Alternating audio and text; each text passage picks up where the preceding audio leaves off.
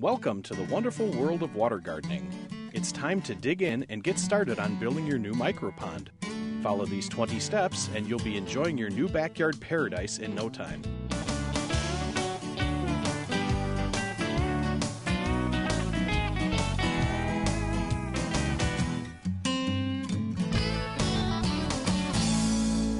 Decide on a location for your pond.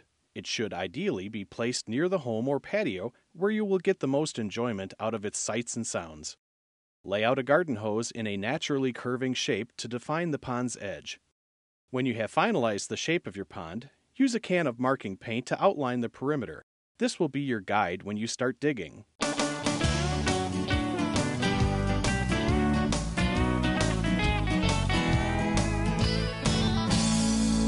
After marking out your pond, you should now choose the placement of your microfalls and microskim. The falls usually faces the main viewing area, either at the end of a stream or on the edge of the pond itself. The skimmer should be placed at the pond's edge opposite the waterfall to achieve maximum water circulation.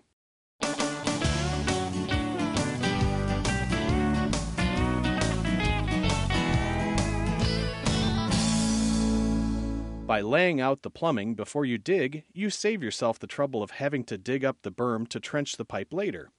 Simply bury it in the berm area with the excavated dirt from the pond and dig a trench for the remainder of the pipe run to the skimmer inlet.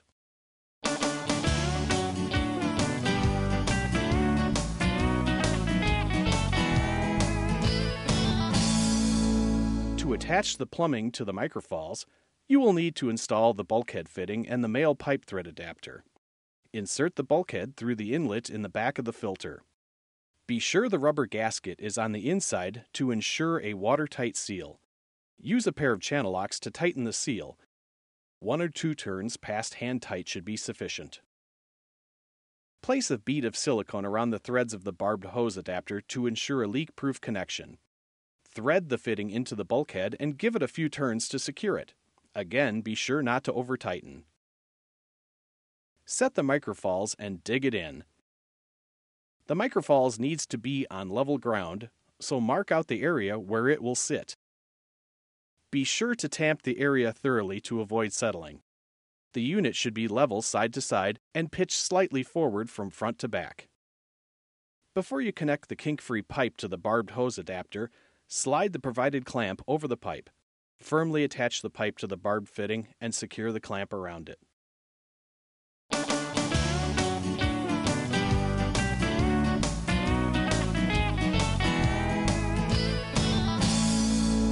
With the microfalls properly connected, you can now begin to excavate the pond. Your micropond should be dug somewhere between 18 to 24 inches deep. The best way to achieve this is to dig the pond in shelves. Using your paint markings as a guide, dig the first level approximately 1 shovel head deep. As you dig the first shelf, you should also begin to work out a rough hole where the microskim will be set.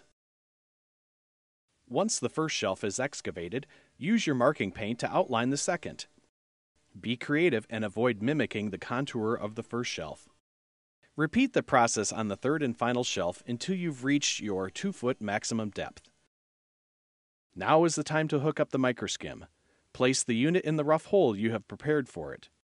Your skimmer should be level both front to back and side to side. It is important to determine the water level of your pond before completing the installation of your microskim mechanical filter.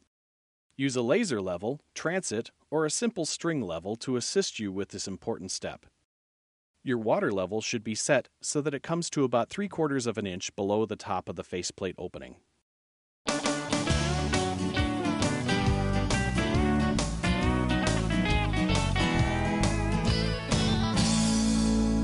After you have completed the excavation and removed any sharp rocks or debris that you may have unearthed, you will be able to install the fabric underlayment and fish-safe EPDM liner. First, unfold the underlayment and lay it out over your pond. Starting in the lowest tier, remove the slack from the fabric by conforming it to the shape of the shelves. Repeat this process with the EPDM liner. Make certain there is enough extra liner around the edges of the pond to avoid low edges.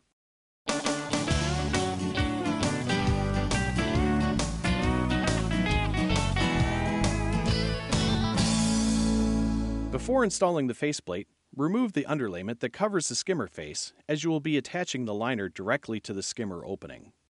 With the underlayment out of the way, you are ready to affix the microskim faceplate. Lay the liner against the front of the skimmer. Use an awl, screwdriver, or marking tool to draw the opening from the inside. Once you have this mark, etch a second box approximately 1.5 inches inside the outline. Cut out the second box.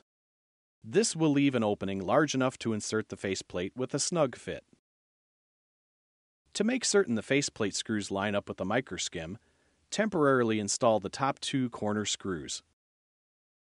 Once it is lined up, loosen the screws, but keep them attached to the faceplate and liner as you will pull the